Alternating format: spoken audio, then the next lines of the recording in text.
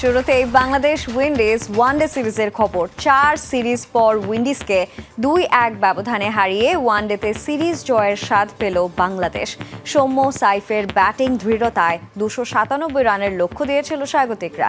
জবাবে নাসুম রিশাদদের স্পিন ভেলকিতে বল আগেই 117 রানে মাঠ গুটিয়ে যায় ক্যারিবিয়ানরা। 179 রানের জয় পায় টাইগাররা।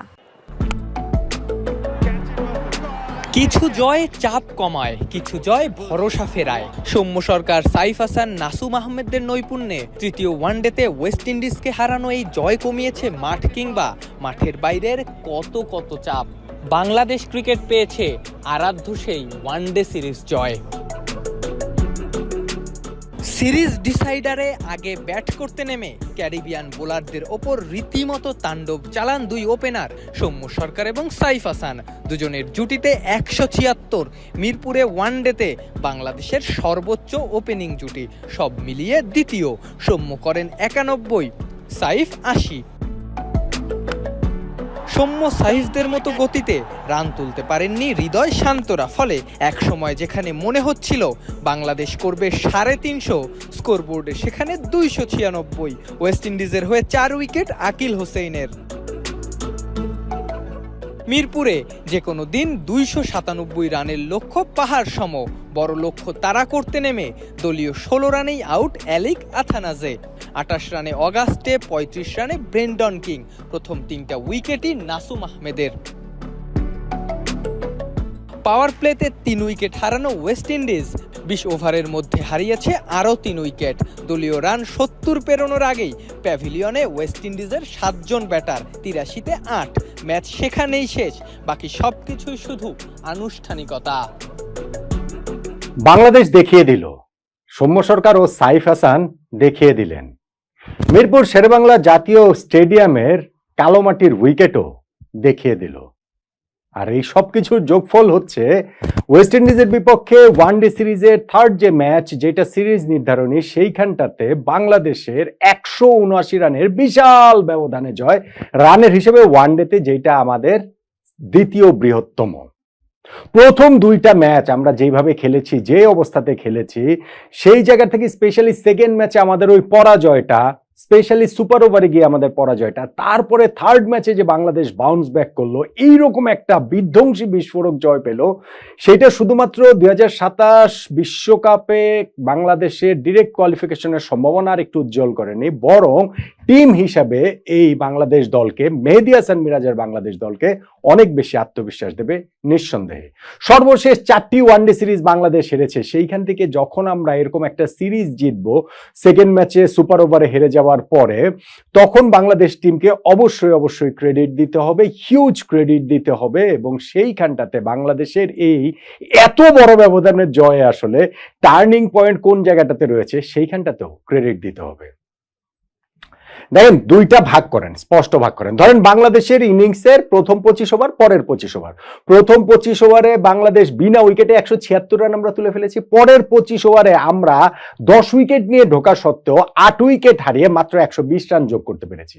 আর ওয়েস্ট ইন্ডিজ তাদের পুরো ইনিংসে 30.1 ওভারে তারা 117 রান করে অল আউট হয়ে গিয়েছে।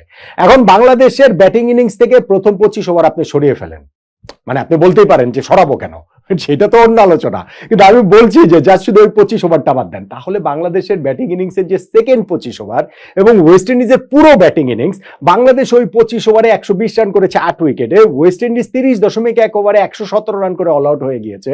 অর্থাৎ এইখানে 55.1 ওভারে এই অংশটাতে খেলার, সেইখানটাতে কিন্তু 137 রান হয়েছে। ওভার প্রতি কিন্তু সেই 4.25 রান করেই আসলে হয়েছে।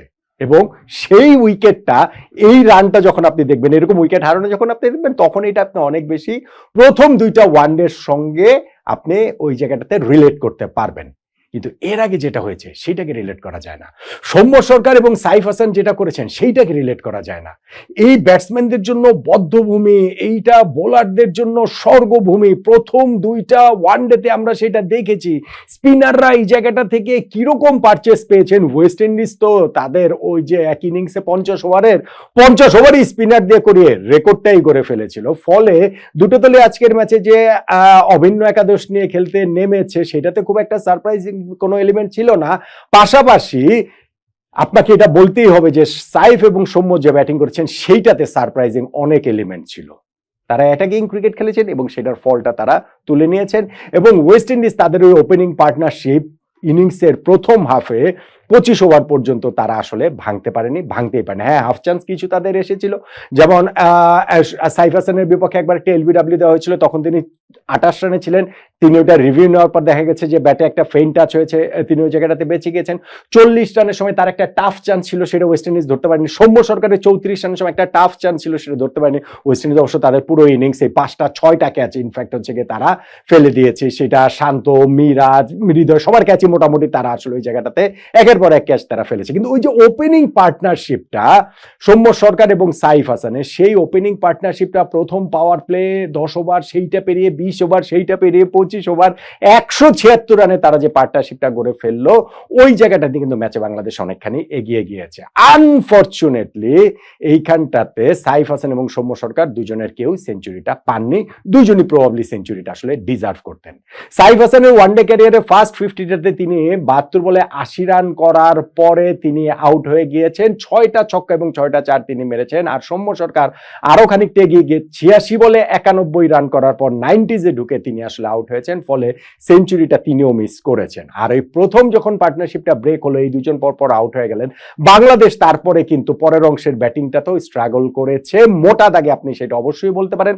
তাওহিদ হৃদয় তিনি 28 রান করতে 44 বল খেলেছেন এবং আমি দেখছিলাম যে দর্শকরা ওই সময় যখন হৃদয় আউট হয়ে গেলেন, দর্শকরা আর কি উল্লাস ধ্বনি করছে। তারা এর আগে সাইফ এবং সৌম্যের যেমন স্ট্রোক প্লে দেখে তারা অভ্যস্ত, সেইখান থেকে হৃদয়ের ওই ব্যাটিংটা তাদের জন্য দৃষ্টিপীড়াদায়ক ছিল। তারপরে গিয়ে অন্য ব্যাটসম্যানদের মধ্যে অঙ্কন বলেন, এই ম্যাচে ঋষাদও হচ্ছে গিয়ে সেরকম কোনো কিছু করতে পারেননি। এবং হচ্ছে গিয়ে হৃদয়ের কথা আমি বললাম, শান্ত 44 রানের একটা ইনিংস খেলেছেন 55 বলে, এবং তারপরে তিনি আলী কাথানাজের একটা অবিশ্বাস্য ক্যাচের শিকার হয়ে তিনি আসলে আউট হয়ে গিয়েছেন। তার টপে হয়ে গেছিল আথানেজের বোলিং এ, তিনি পেছনে মিড অফের দিকে দৌড়ে গিয়ে ঝাঁপিয়ে পড়ে যেভাবে ক্যাচটা ধরেছেন, এইটা আসলে এই সিরিজের বেস্ট ক্যাচ। এই ক্যাচটার কথা আমাদের আসলে মনে রাখতে হবে অনেকদিন। সো এর বাইরে কিন্তু আমাদের আসলে ওইরকম কন্ট্রিবিউশন খুব একটা আর নেই। ওয়েস্ট ইন্ডিজের আকিল হোসেন তো একেবারে 3 উইকেটও পেয়েছিলেন ইনিংসের 46 নম্বর ওভারে। শেষ দিকে কিন্তু মনে হচ্ছিল যে আমরা কি অল আউটই হয়ে যাই কিনা। যাক, নুরুল হাসান সোহান 8 বলে অপরাজিত 16 এবং আমাদের ক্যাপ্টেন মেহেদী হাসান মিরাজ 17 বলে 17, যিনি এই ম্যাচটাতে প্রভাবলিগত 9 নম্বরে নেমেছেন ব্যাটিং করতে। সো ওইটাতেই আমাদের স্কোরটা 296 পর্যন্ত যায়। কিন্তু যখন আপনি ওপেনিং পার্টনারশিপে 176 রান 25 ওভারে তুলে ফেলবেন, তারপরে অন্তত পক্ষে 300 না হওয়াটাও ডিসঅ্যাপয়েন্টিং। কিন্তু বাংলাদেশ যেভাবে বোলিং করেছে তাতে করে ওই ডিসঅ্যাপয়েন্টমেন্ট আর থাকছে না। ডিসঅ্যাপয়েন্টমেন্ট আপনি অন্য দিক দিয়ে বলতে পারেন যে আমরা পাওয়ার প্লেতে ওদের 3টা উইকেট তুলে নিয়েছি। 3টা উইকেটে তুলে নিয়েছেন নাসুম আহমেদ, এবং তার যে ফার্স্ট স্পেলটা 6 ওভার বোলিং করে 11 রান দিয়ে 3 উইকেট তিনি নিয়েছেন। এরপরে আমাদের ওইখানটাতে তানভীর উইকেট পেয়েছেন 2টা, মিরাজ তো উইকেট পেয়েছেন 2টা, ঋষাদ 3টা উইকেট পেয়েছেন, এবং তাতে করে ওদের 117 রানে আমরা অল আউট করে দিয়েছি। কিন্তু 100-র মধ্যে কেন পারলাম না? মানে আপনি চাইলে বলতে পারেন 67 রানে ওদের আমরা 7 উইকেট তুলে ফেলেছিলাম, 97 রানে 9 উইকেট ফেলে দিয়েছিলাম, 100-র মধ্যে ওদের অল আউট করে দেওয়া সম্ভব ছিল। সেই ক্ষেত্রে আমরা আমাদের ওয়ানডে ইতিহাসে রানের হিসাবে সবচেয়ে বড় ব্যবধানে জয়টা পেতাম, সেটা হয়নি। কিন্তু স্টিল ওদেরকে 117 রানে যখন অল আউট করে দিয়েছি, মিরাজ একটা বিউটিফুল ডেলিভারিতে যখন ওইখানটাতে ওয়েস্ট ইন্ডিজের লাস্ট ব্যাটসম্যান আউট হয়ে গেলেন, এই জায়গাটা থেকে কিন্তু আমরা জয় পেয়ে গেছি 179 রান। আমাদের ইনিংসে ইন্টারেস্টিংলি ওয়েস্ট ইন্ডিজের ইনিংসে তারা কিন্তু আজকে ওই গ্রিপসকে দিয়ে, জাস্টিন গ্রিপসকে দিয়ে, পেসারকে দিয়ে বোলিং করিয়েছে। কিন্তু আমাদের ক্যাপ্টেন মেহেদী হাসান মিরাজ, আমরা যে 30.1 ওভারে ওদেরকে অল আউট করে দিলাম, সেইখানটাতে আমাদের যিনি পেসার মুস্তাফিজুর রহমান, তাকে দিয়ে কিন্তু 1 ওভারও আসলে করানো হয়নি। তাহলে এই যে ম্যাচটা যে জিতলাম, যেটা বাংলাদেশের কনটেক্সটে গুরুত্বপূর্ণ, 2027 বিশ্বকাপের কথা আমি বলছিলাম যে এই ম্যাচ জয়, সিরিজ জয়ের মাধ্যমে এখন কিন্তু আমরা র্যাঙ্কিং এ 10এই রয়ে গেলাম, ওয়েস্ট ইন্ডিজ 9এই রয়ে গেল, কিন্তু আমাদের রেটিং এর পয়েন্টের ব্যবধানটা কিন্তু একটু কমে এসেছে। আমাদের রেটিং এখন 76, ওয়েস্ট ইন্ডিজের 79, অর্থাৎ মাত্র 3 রেটিং পয়েন্টের ব্যবধান। এই ম্যাচটা হেরে গেলে সেটা 8 হয়ে যেত, আমাদের জন্য অনেক টাফ হয়ে যেত। ফলে 2027 বিশ্বকাপটা আবার সরাসরি কোয়ালিফাই করার একটা সম্ভাবনার জায়গাটা বাংলাদেশে তৈরি হলো, তার চেয়ে বেশি তৈরি হয়েছে আসলে টিম হিসাবে বাংলাদেশকে নতুনভাবে আবার রিবিল্ড করার একটা সুযোগ এরকম বিশাল ব্যবধানে ম্যাচ জয় এবং সিরিজ জয় বাংলাদেশকে এনে দিয়েছে। ম্যাচের টার্নিং পয়েন্ট কোনটাকে বলবেন?